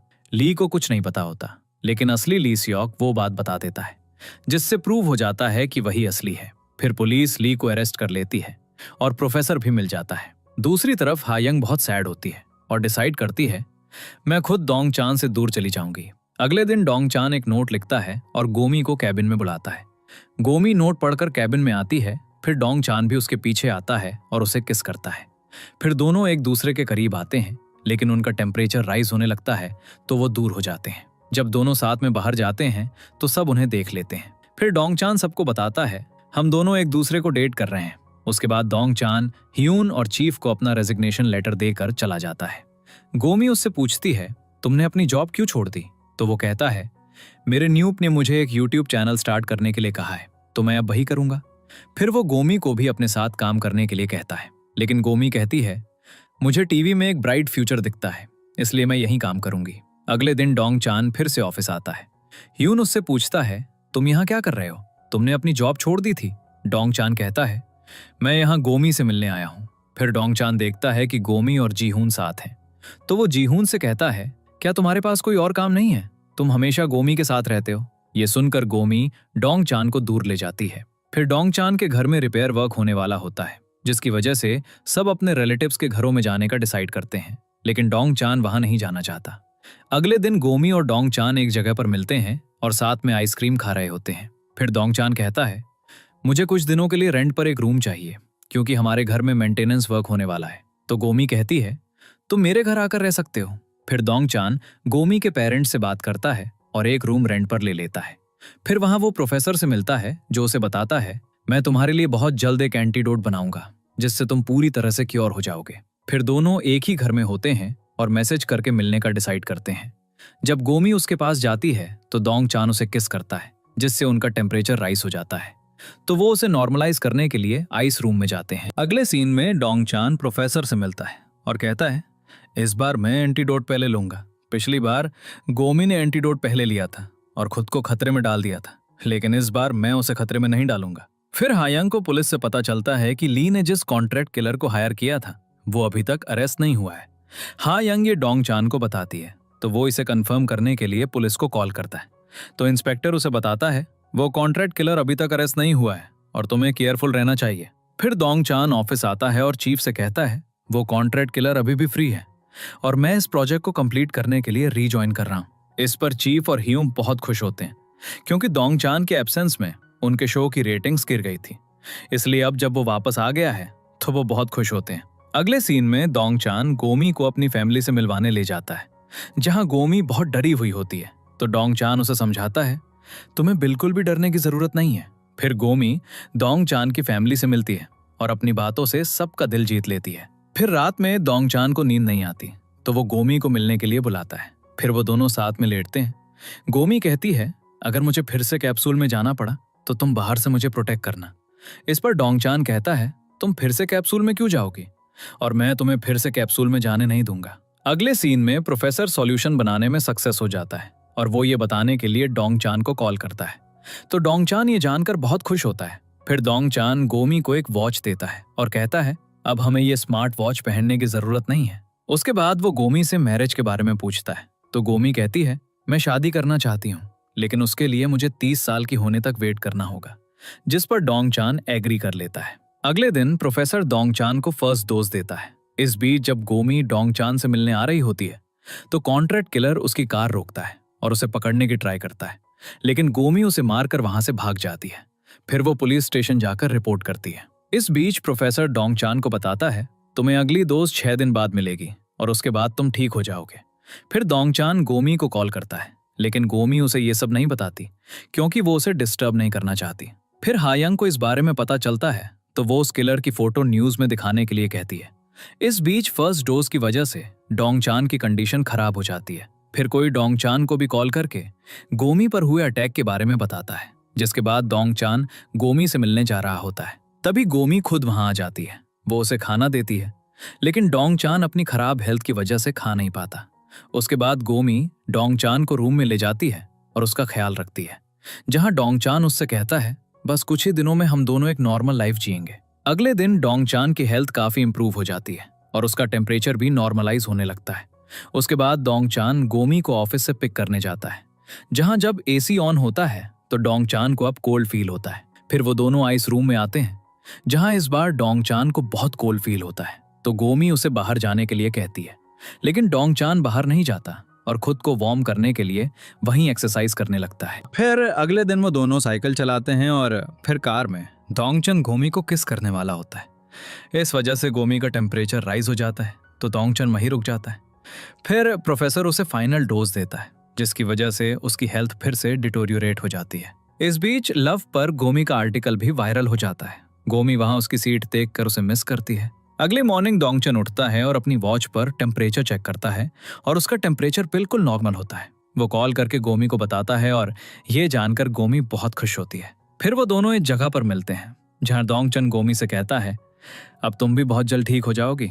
ये सुनकर गोमी बहुत खुश होती है। अगले दिन प्रोफेसर डोंगचान को बताता है, तुम्हारी रिपोर्ट्स नॉर्मल हैं और अब तुम एक नॉर्मल ह्यूमन बन गए हो। ये जानकर डोंगचान बहुत खुश होता है। फिर वो ये अपने फैमिली मेंबर्स को भी बताता है, तो वो भी बहुत खुश होते हैं। फिर डोंगचन गोमी को अगले दिन डोज लेने के लिए कहता है, लेकिन गोमी कहती है कल हमारे शो का टीजर शूट होने वाला है, तो मैं डोज परसों लूंगी।